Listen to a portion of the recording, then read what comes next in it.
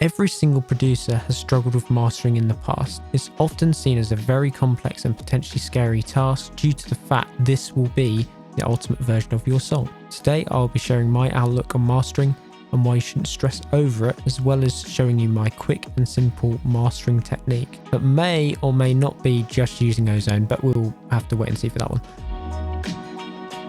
Often, new producers confuse mixing and mastering, and it can result in you destroying your song.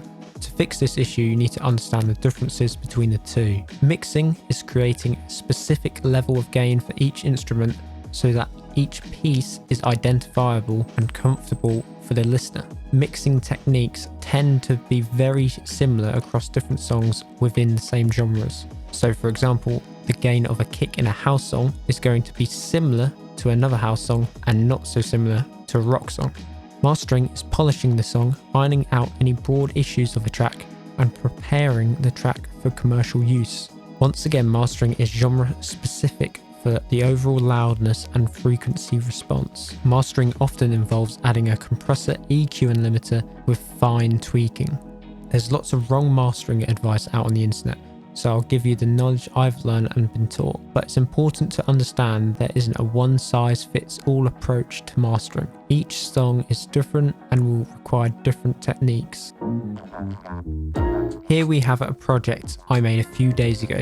As you can see, I've already applied some mastering plugins. The EQ is for creative effect during the build-up, it is doing nothing else. Now you'll notice I'm using Ozone 9. This is a very powerful plugin, and most of the time you don't need to use any other plugins. Ozone gets a lot of hate in the mixing and mastering world, as many of the pros see it as a cheat, as you leave the plugin to do most of the work and it doesn't require much upfront knowledge. I believe it's important to understand what the plugin is doing so you can replicate this without using the plugin. However, if it's available to you, then you should be using every one of its features to your advantage. The Mastering Assistant feature is a brilliant place to start mastering.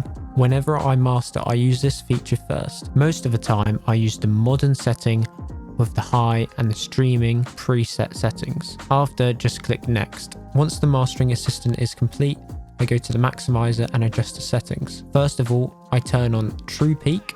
This will remove any peaking that occurs, even if your mix doesn't show any peaks. It's complicated to explain, so I won't do it now, but if you want to learn more about it, then I recommend just Googling true peak mastering.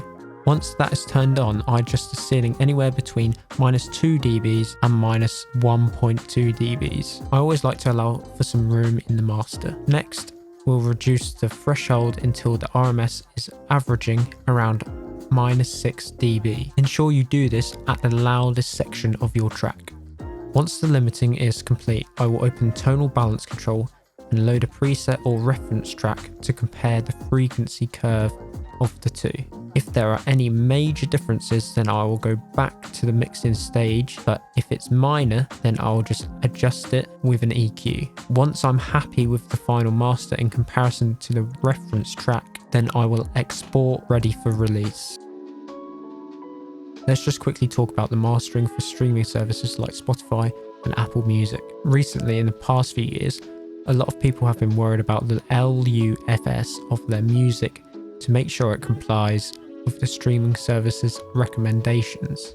As good as it would be if all mastering engineers and producers would follow these guidelines, they don't. There is a loudness war and I don't ever see it going away. So in order to compete with the competition, you also need to participate in the loudness war. This is why I no longer look at LUFS. For export settings, I always pick 24-bit wave if I'm allowed to, but check with the streaming services you will be using, as sometimes they apply a maximum of MP3 320 kilobytes per second. This would be my second choice. Some of you may be worrying about dithering. I do not use this as I personally think there is no need for it anymore. Some of you may shout at me for saying this, but I just don't think it's necessary.